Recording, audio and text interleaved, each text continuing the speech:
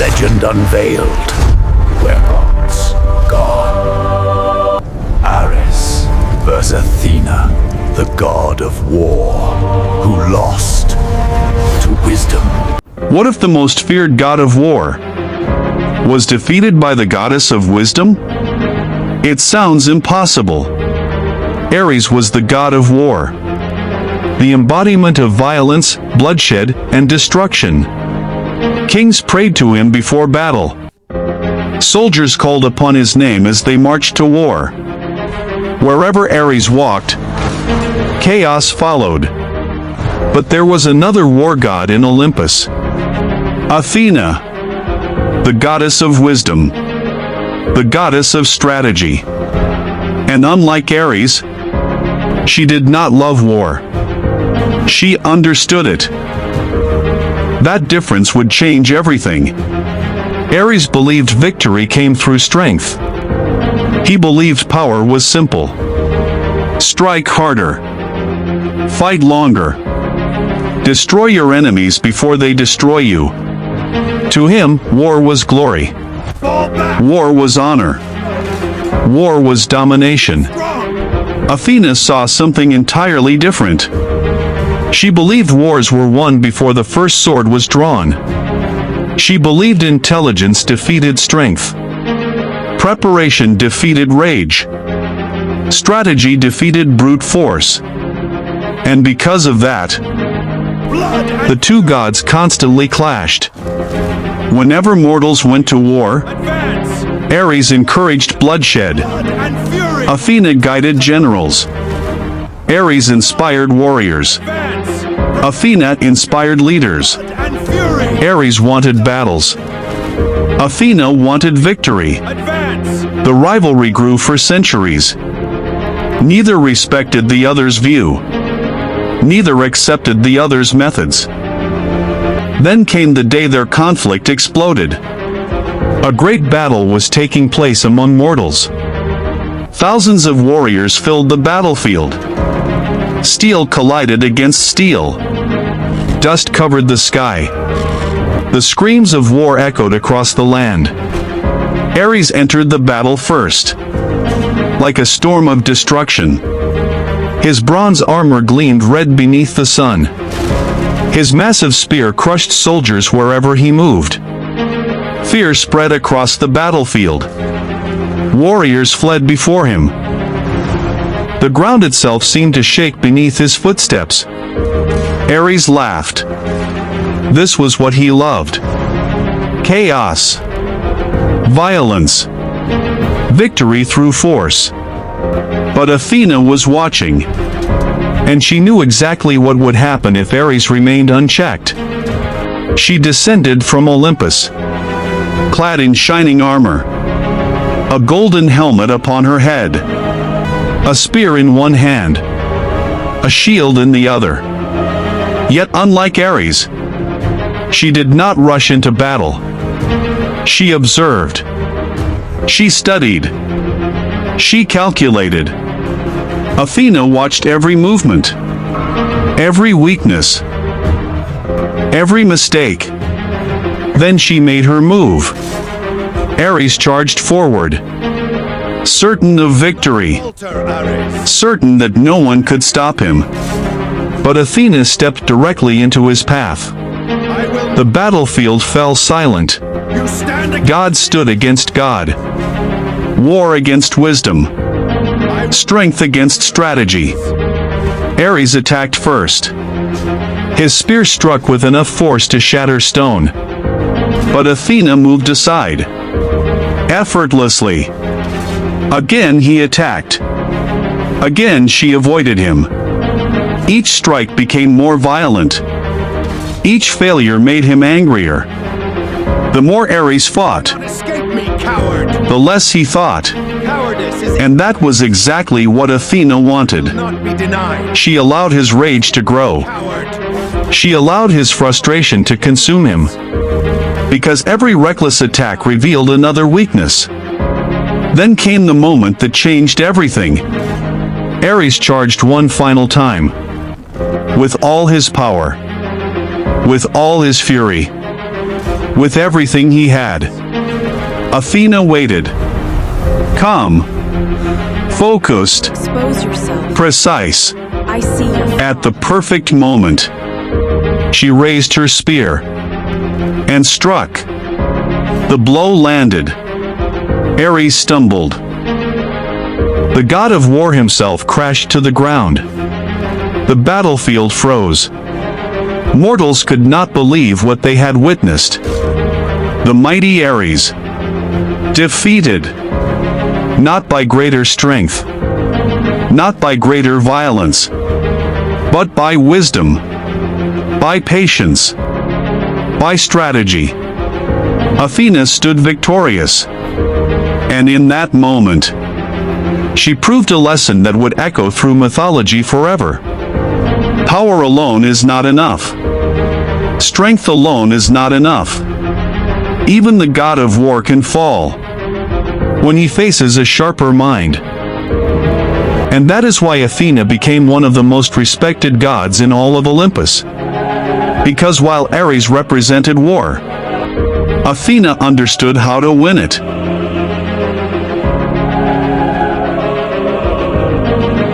Zeus versus Poseidon, the war that nearly broke Olympus. Before Olympus was stable, before the gods ruled in harmony, there was a silent tension that no one spoke about. Zeus ruled the sky. The storms obeyed him. The lightning answered his command. From above Olympus, he watched over all creation as king of the gods. But beneath the heavens, there was another power. Poseidon, the god of the sea, ruler of oceans, tides, and the deepest trenches of the world. At first, there was balance between them. Zeus ruled the sky. Poseidon ruled the sea. And Hades ruled the underworld. Three brothers. Three thrones of existence. But balance in mythology never lasts forever. Poseidon began to feel something growing within him. The sea he ruled was vast, endless, powerful. But still, he remained beneath Zeus. Always second in command when Olympus gathered. I pledge my Always beneath the sky. Never above it. brother. And that thought became resentment. The oceans began to shift. Calm waters turned violent. Feel my Storms began rising without warning. brace yourselves. Sea creatures became restless. It was as if Poseidon himself was changing. In Olympus, Zeus noticed it. Lightning struck more often. The sky became heavier. The air between gods felt different, unstable. Zeus summoned Poseidon, not as a request, but as a command. And when Poseidon arrived, the ocean followed him. Waves moved even where there was no sea. His presence alone bent nature. Zeus looked at him and spoke calmly. Control your temper, brother. The seas obey you, but the heavens answer only to me. But authority filled every word. Why do the seas grow restless? Poseidon did not bow. He did not deny. He simply looked at Zeus. And for the first time, the sea and sky stood against each other. Poseidon believed the world should not belong to one ruler alone. He believed Olympus was incomplete, that the sea deserved equal throne. And for a moment, it felt like the entire universe held its breath. The sky darkened. The ocean rose higher. Lightning cracked without command. Storms answered storms. Brother stood against brother. And the heavens trembled. But Zeus was not a god who surrendered authority.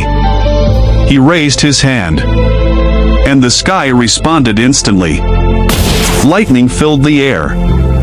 The clouds obeyed his will. And his voice carried like thunder across existence. There is only one king of Olympus. The heavens do not share their throne.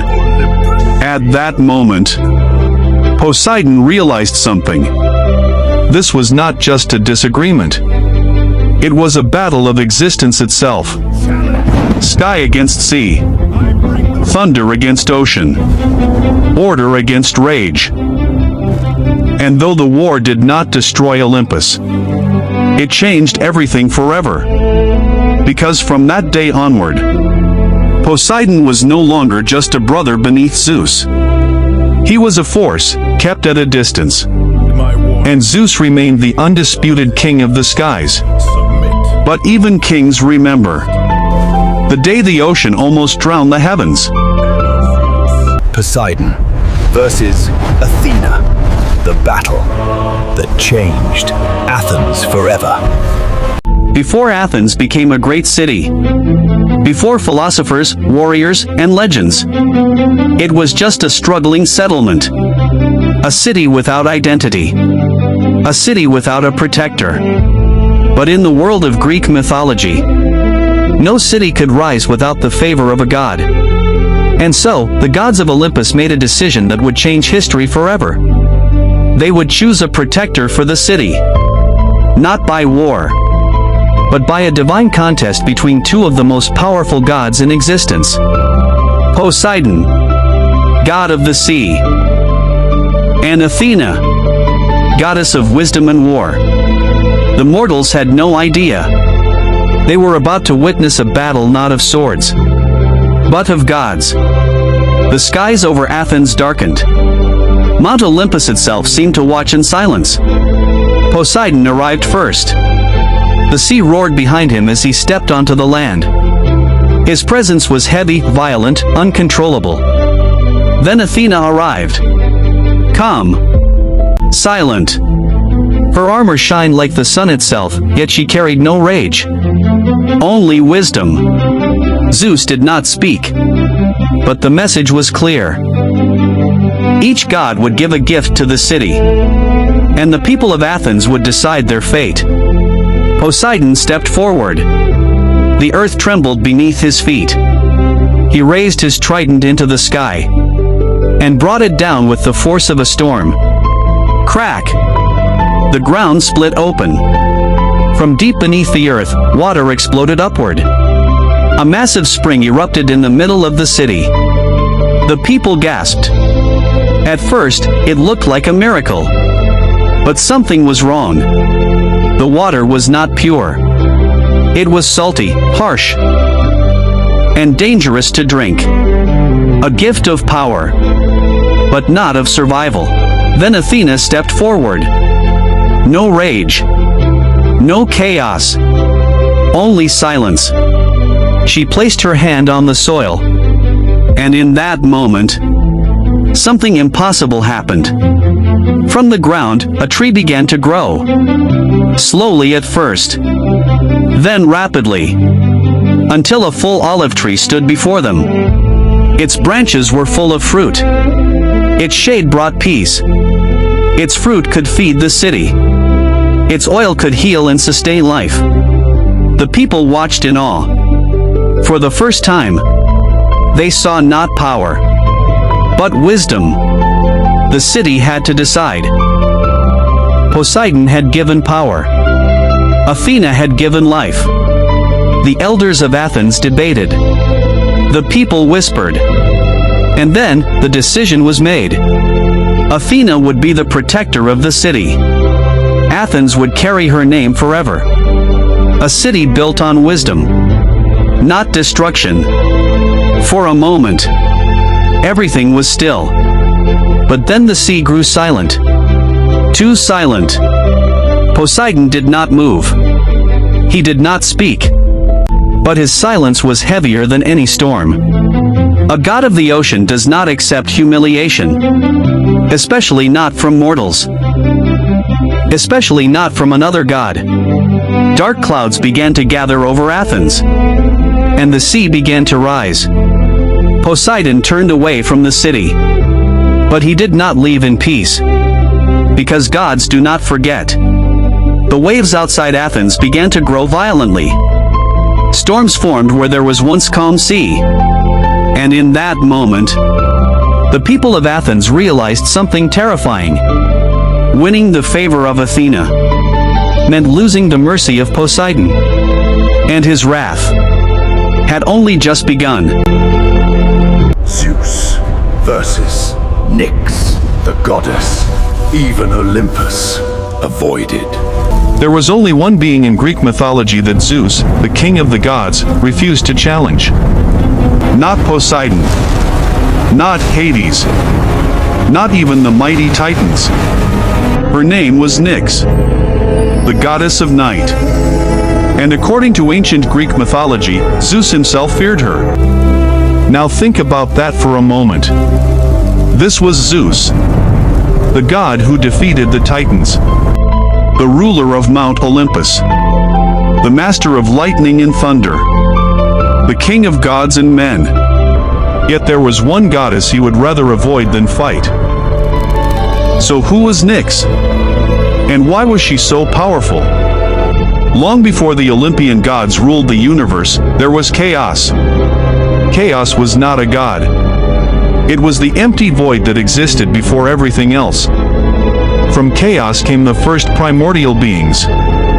Among them was Nyx, the embodiment of night itself. Nyx was not simply a goddess who controlled darkness. She was night. She existed before Zeus, before Olympus, before many of the gods that people know today. Ancient Greek poets described her as one of the oldest and most powerful beings in existence. Every evening, Nyx would rise from the underworld and spread darkness across the world. Every morning, her daughter Hemera, the goddess of day, would take her place. Together they controlled the cycle of night and day. But Nyx was far more than darkness. She was the mother of many powerful beings. Some of her children included sleep, known as Hypnos, death, known as Thanatos, doom, fate, misery, retribution, and many other powerful spirits feared by both mortals and gods. Even among the immortals, her family commanded respect. But the story of why Zeus feared Nyx begins with her son, Hypnos, the god of sleep. One day, Hera, the wife of Zeus, came up with a dangerous plan. She wanted to distract Zeus. If Zeus fell asleep, he would be unable to interfere with her schemes. To accomplish this, Hera approached Hypnos. She asked him to put Zeus to sleep. At first, Hypnos refused. And for good reason. Years earlier, he had already tried this once. When Zeus discovered what had happened, he became furious. The king of the gods chased Hypnos across the heavens. Hypnos only survived because he ran to his mother, Nyx. The moment Zeus saw Nyx standing between them, he stopped. He did not attack. He did not threaten her. He simply backed away. That alone tells us something incredible. Zeus feared almost no one. Yet he was unwilling to challenge Nyx. Years later, Hera once again convinced Hypnos to help her. This time he agreed. Using his divine power, Hypnos placed Zeus into a deep sleep. While Zeus slept, events unfolded exactly as Hera wanted. When Zeus finally awoke and discovered what had happened, he was furious. Thunder shook the heavens. The king of the gods demanded to know who was responsible. When he learned that Hypnos had done it again, Zeus was ready for revenge. Hypnos immediately fled. Not to Olympus. Not to the sea. Not to the underworld. He ran straight to his mother, Nyx. And just as before, Zeus stopped. He refused to pursue him further. Hide, little one. According to the ancient stories, Zeus feared upsetting Nyx. Imagine that. The ruler of Olympus, the most powerful Olympian god, choosing to back down. Not because he was defeated, not because he was weak, but because even he respected the power of the primordial goddess of night. Many scholars believe this story reveals something important.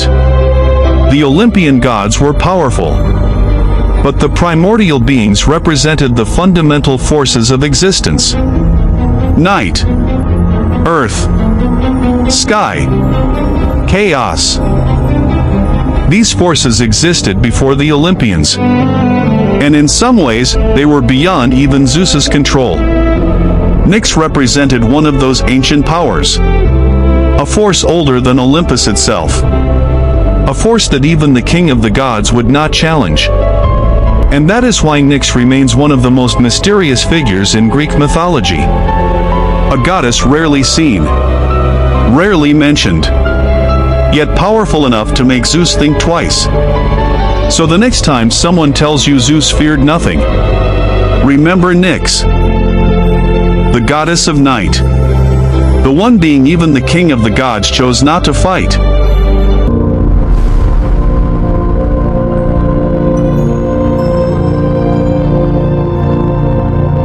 Zeus versus Cronus, the war that crowned the king of the gods.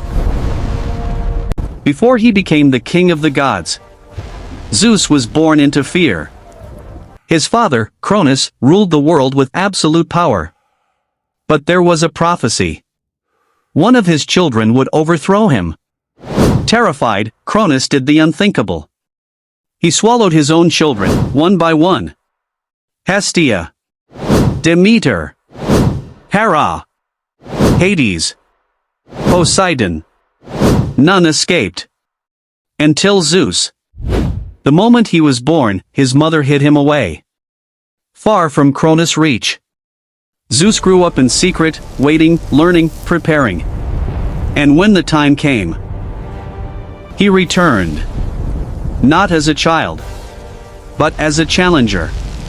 Zeus tricked Cronus into releasing his swallowed siblings. One by one, they emerged, alive. And together, they formed a force powerful enough to shake the universe. Then came the war.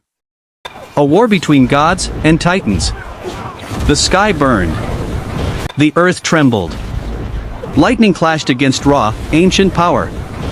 Zeus led the charge, his lightning tearing through the battlefield. After years of chaos, the titans fell. Cronus was defeated. And Zeus rose. Not just as a survivor, but as the king of the gods. But even as he took the throne of Olympus, one question remained. Was this the end of the war? Or just the beginning? You've witnessed another legendary battle.